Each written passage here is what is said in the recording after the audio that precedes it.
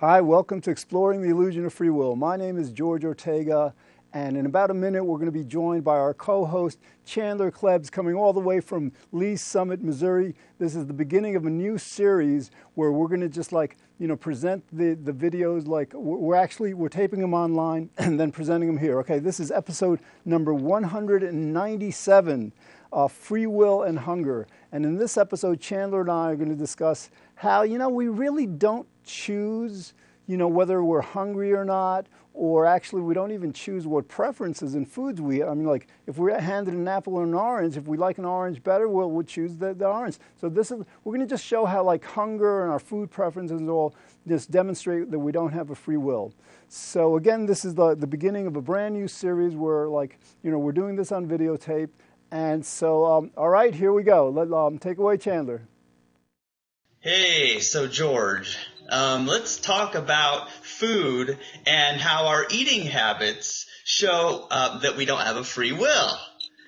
Do you want me to start with examples, or do you want to? Or? Absolutely. Yeah, no, you had a great example.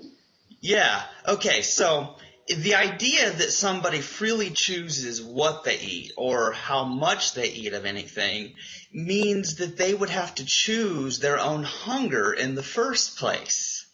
So unless they chose to be hungry, at how hungry they were, how can they claim to be responsible for what they eat or how much they eat? So they can't be morally responsible, credit or blameworthy for eating too much, eating too little, eat whatever it is. I mean, and I think that's a relatable example. Okay, let's take them one at a time. Let's start with, for example, what we eat. In other words, we don't get to decide what our preferences are. Some people have a sweet tooth. They love to eat sweets. Some people love fried fat foods and stuff. Some people dislike certain foods. That's not up to us. Our food preferences, we're either conditioned with them from a very early age or they're genetic. And so neither case allows for a freely willed decision in terms of what we eat. Yeah, we can go with that because we've got the nature or nurture components there. So basically, somebody genetically, from the time they're born, they already have these preferences. They're gonna like either ketchup or mustard more than another. Everyone knows I like ketchup, but but also even if they have a tendency to like a certain food, they may not live in a culture where people eat that food. They may not have experienced that food until later in life. I just tried kale, recently, and I didn't know what kale was. I did, but it's hey, I like it more than other leafy vegetables that I've had. So that's just it. We find out through our lives, we don't decide what foods we like. We simply discover what foods we were genetically programmed to like at the start with. Exactly. We've got to be very clear about this. We're not saying that, for example, let's say we're eating unhealthy foods. We're drinking too much soda. Each can of soda has, I think, about 12 teaspoons of sugar and stuff. There's some food that just isn't healthy, whatever. So we're not saying that we can't, cultivate, develop healthier eating habits. We do that all the time. What we're saying, though, is if we're lucky enough to do that, or not is not really up to us. So we really, we should continue to encourage ourselves and others to eat healthy. But when we fall short of the mark, when we're not able to, fine, we want to still continue to encourage ourselves and each other, but doing it without the blame, doing it you of your free will are just eating such horrible food and you're a horrible person. That's the horribleness of this free will belief. Yes, and I can shortly sum up what you just said. Basically, when we do change our dietary habits, that doesn't require a free will. It's a causal process. Something caused us to change. For example, somebody they have a health concern.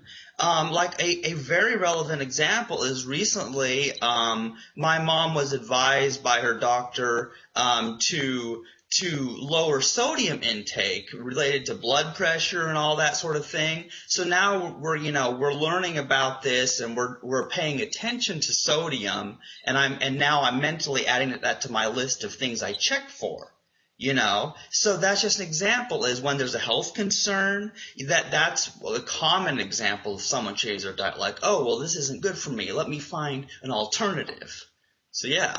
Exactly. And for example, if you're like trying to influence someone else to eat healthily, if you adopt this free will perspective and start blaming them and accusing them, that's not going to work nearly as well as if you say to them, listen, I understand this isn't fundamentally up to you, but to the extent that you eat healthier, you're going to be healthier and your life will be better. So like, again, it's a much more compassionate and probably effective way, not just of helping other people, eat healthy, but also to ourselves. We would say the same things to ourselves.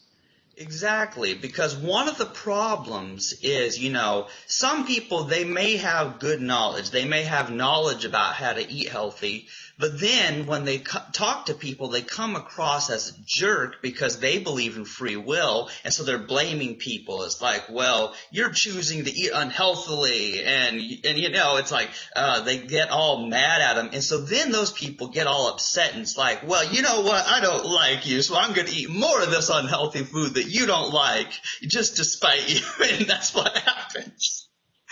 I hear you. All right, so Chandler, we've covered this like preference in foods. It's not really up to us. We don't have a free will to choose what we prefer. But now let's go to the hunger issue. For example, a lot of people are overweight because, they are eating, right? And let's say they're already filled. Their stomach is full, but they continue to be hungry, And so like a lot of people will blame people. Oh, that's gluttonous. You're just like a pig. You're just like eating way too much and stuff. And this stems from the free will belief. So now describe to the audience how it would be as people overcome this belief in free will.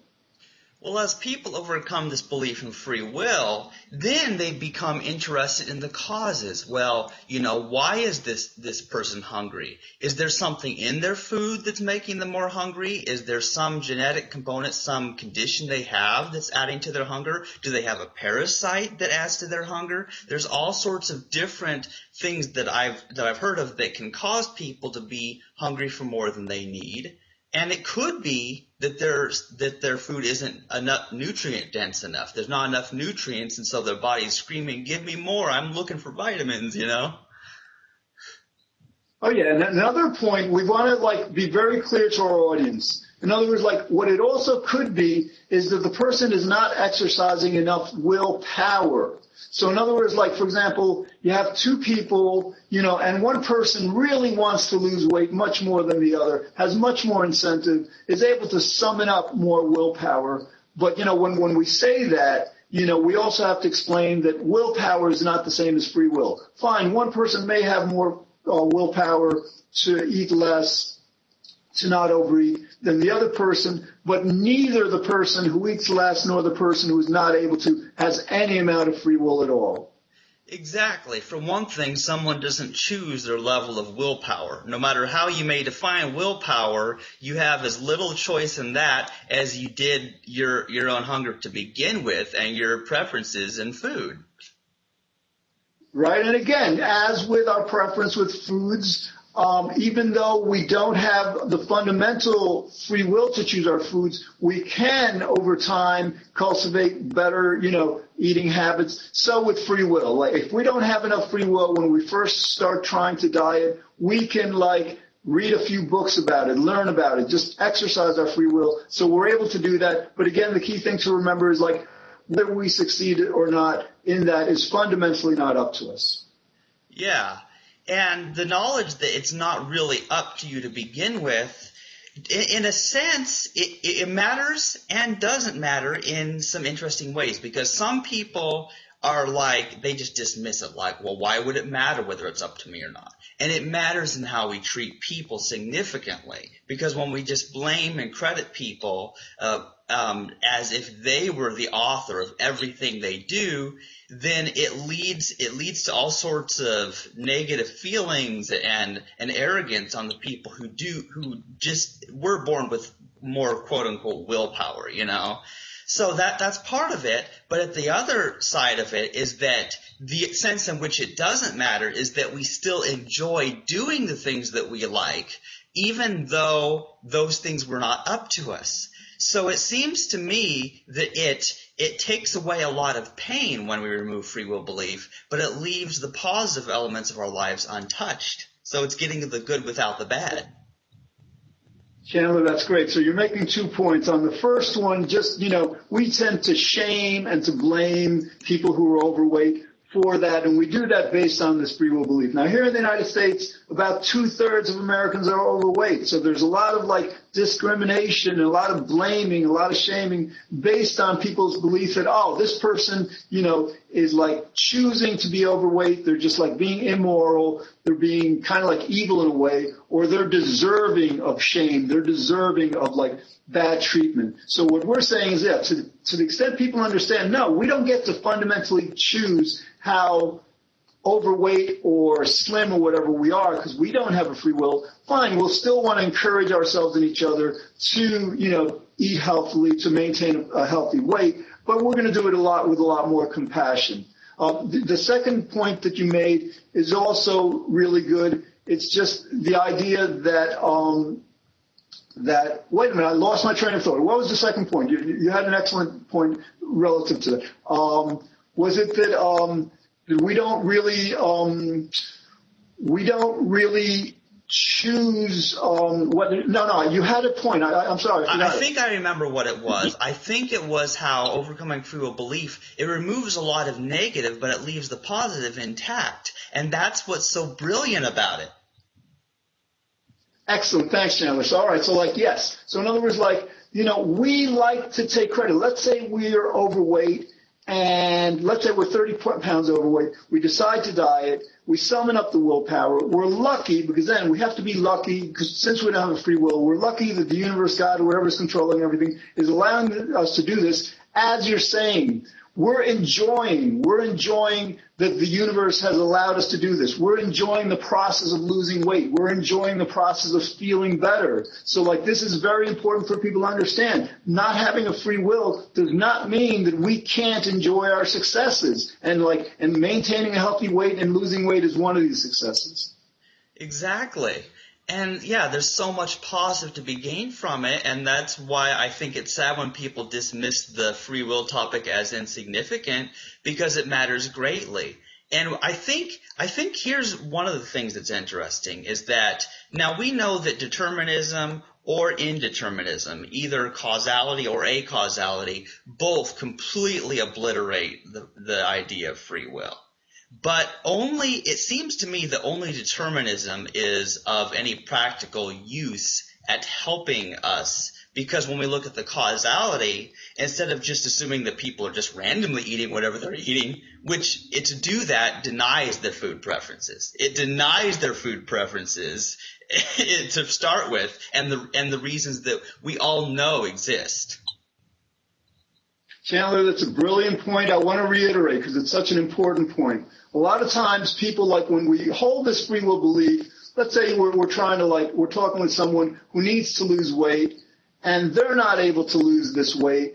We kind of say to ourselves, well, they should be losing it and they're not. And there's something wrong with them that they just they basically, there's something, there's something that they're doing wrong, and it's about their free will. In other words, of their free will, they're just choosing not to lose this weight. And what happens with free will belief is that's where it ends. That's where it ends. Whereas as we overcome this free will belief, we understand, wait a minute, there are reasons why this person is not losing weight. There are reasons why this person is overeating. There are reasons why this person is eating, the wrong foods. And actually, Chandler, let's get into this because we're in a political season. I want to do a lot of shows on this. Basically, we're in the primaries now, but eventually we're going to have a Democratic candidate versus a Republican candidate for the presidency.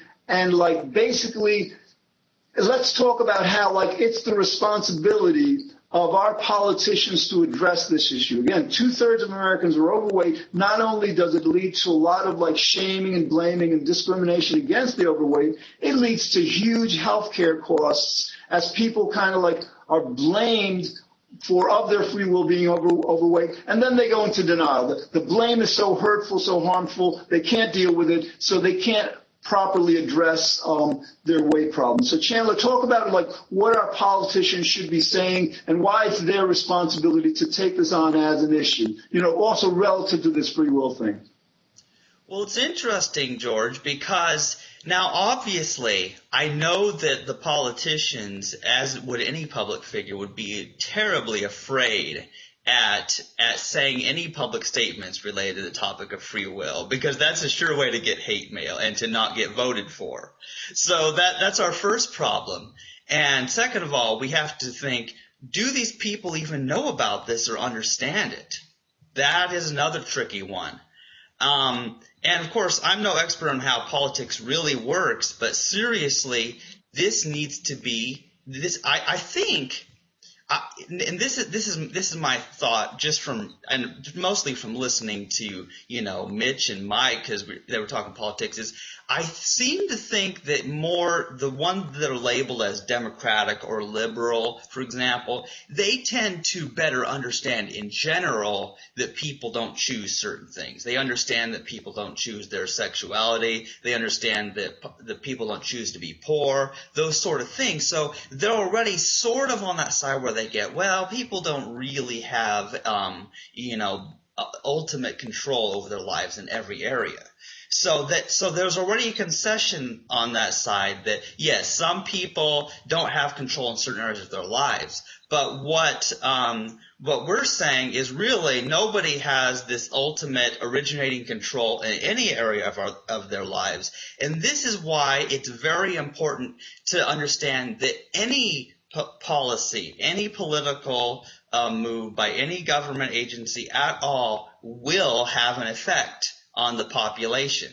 I mean, anything that's done by the FDA, anything that's done by the AMA, whatever, these things related to food and health, for example, any statement they make, there's going to be people who read that, and that will cause some type of change in behavior for those who read that and understand it. Yeah, you're absolutely right. The Democrats are far more likely to get this and appreciate this, just like they're far more likely to understand that climate change is happening, to respect and appreciate and understand science than the Republicans. But what I have to say, because you were saying that, neither party has the courage, to a certain extent, to tell the people the truth about nobody has a free will and all. Partly is because they're afraid to go up against religion to a certain extent. But one candidate, there's this debate in Iowa tonight, a Republican primary debate, and Fox News was actually, in my opinion, I listened to what they tweeted. I saw it online. They were being unfair to Trump. And Trump was a maverick. He basically said, well, if you're going to treat me like that, I'm not going to be in the debate, and your ratings are going to go down. And so now he's doing something, an event that's going to compete with this debate, this Fox News debate. And so, what I'm saying is, I disagree with a lot of Trump's policies, right? But the man shows courage, the kind of courage that Democrats and other Republicans should be showing so much. I mean, he values the integrity of what he's saying over what people want to hear to a great extent. And you need that in politics. Yeah, I do think the people who do like Donald Trump, part of the reason they probably like him is because he'll come out and say what he thinks about some things. And so there's a certain level of a person being honest about what they really think. Even if you disagree with them about something, there's still something about, well, this person's real, instead of just, oh, I'm all afraid. I don't want to say anything because people will be offended, because that's just no way to live. And people, I don't think they do respect that.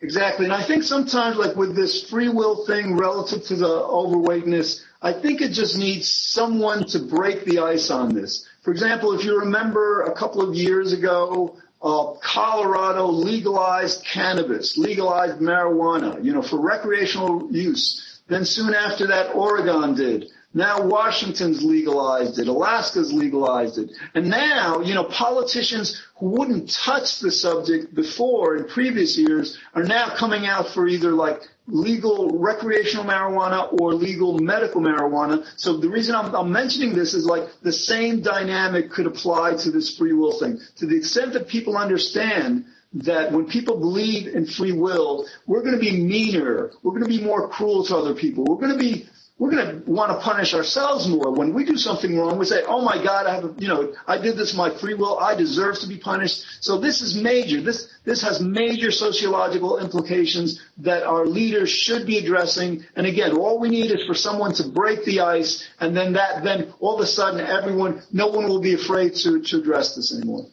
Yeah, absolutely. Because here's what I think happens is, how it always takes one person to start something with, whatever it is. There's always one person who's bold enough to do something that everyone else is afraid, but then they do it, and then someone else says, oh, well, this person did it, so maybe I can too. And then once you have a case to follow the leader, one person started, and then you get more and more people who are like, oh, well, now all these other people have done this. So that's how shifts happen in society. In that sense, you could say one person can make a difference because of phenomenon like that. Right. And again, going back to the politicians' responsibility, they are the leaders of this country, and this country is the leader of the world. So they need to summon up the courage, and they need to kind of actually get interested in this topic. They probably don't, even fully understand the harm this free will belief causes. It's not just about the weight thing, attributing the free will to people who are overweight and blaming them. This is across the board. Anytime we blame someone else for anything or blame ourselves, we're ordinarily doing it under the free will perspective that we had the free will, and since we didn't do what we should have been doing, we're evil, we're wrong, we deserve to be punished. I mean, this goes across the criminal justice system, goes across our economic system, goes across just so many sectors of our society. So again, as politicians, it's their job. It's their job to not be wimps about this. It's their job to not just simply not tell people things that are in their best interest, but perhaps they don't want to hear, like climate change. These politicians need to step up to the plate, and also the media. The reporters that interview them. Something major just happened this last week.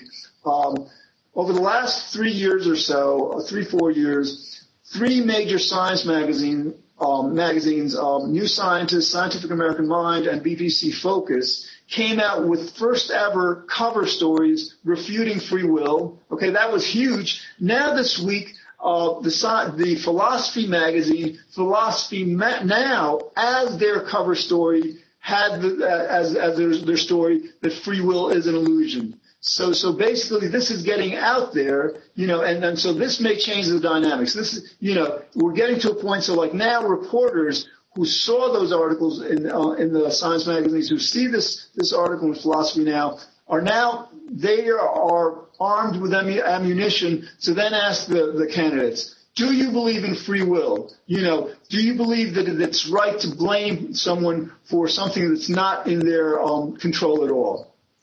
Yeah, and here's an interesting thought, George. Now, in one of the podcasts where I was with Mitch and Jamie in that episode, I believe.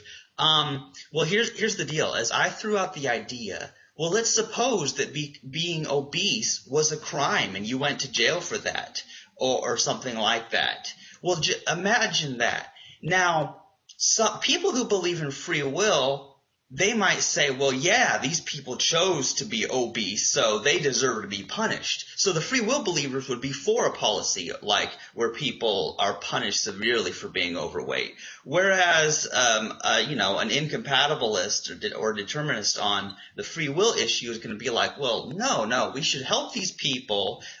We should find out why the universe has compelled them to be obese and eat the way they do, and find a way to help them, if at all possible. But we don't punish people because we know nobody deserves to be punished. Yeah, I mean, sometimes we need a certain kind of like a threat of punishment to serve as a deterrent, because otherwise, like without, any threat of punishment, some people who wouldn't ordinarily commit crimes may. But, they've done research on this. They had two groups. One group was primed to believe that everyone has a free will. The other group was primed to believe that nobody has a free will. And then they were asked to weigh in on a question. Somebody committed a certain crime. How much time should they spend in prison or in jail, whatever? So it turned out that the people who believed in free will wanted that person to stay in jail twice as long as the people who didn't believe in it. And naturally, this was vindictive. This was revenge. It was a hate-based kind of like a vengeance based on and founded on the free will belief. Now, I wanted to get back to Trump because, like, he's made certain statements. I mean, the guy's worth, $10 billion. And he makes statements to the effect that, well, he's very religious. He believes in God. He understands that were it not for the grace of God, he wouldn't have made a dollar, in business. So he recognizes that he was lucky in that. So this is a perfect platform for saying, well, wait a minute. Like, if you were lucky, for being so rich, how are you going to blame somebody who's so unlucky as to be poor? Yes, excellent. Yeah, because I think what people do is they flip-flop. Like, in one sense, they'll admit, well, this wasn't really up to me. I didn't build this all by myself for the grace of God or whatever you believe or, So, yeah, some people realize they were lucky, but then at the same time, they flip around and also take credit for things. And that's what's very complicated about it. But another thing people do is they want to take the credit for the good things that they consider good that they've done or the success they've had, but then they don't take the blame. And this is really an all or nothing thing, this free will thing, because you either have to claim that you have free will, and then you get both credit and blame, or you don't have free will and you get neither. And for some reason, that's hard for people to handle. Chandler, you're right. And in politics, these politicians will flip-flop all the time. Even like Trump, 10 years ago, he was in favor of legalizing all drugs. Now he's not even so much in favor of legalizing marijuana. So a lot of these politicians, they don't have character. They basically just tell people what they want to hear. So again, with this free will thing though, for our sake, we're going to do an episode, for example, on how free will belief, basically amplifies climate change denial. It'll be a very interesting episode. But all right, so we've got about 30 seconds left. Why don't you just wrap things up with just summarizing this free will belief, overweight in this connection? Yeah, the free will belief has many implications in how we treat people who are obese, as well as how we investigate and try to eliminate causes of unhealthy behavior that leads to obesity. And I think that determinism is a much better way than this archaic belief in free will. Excellent. That's all we have time for today. Stay tuned for other episodes where we try to explain why we don't have a free will and why this matters. Thanks for watching.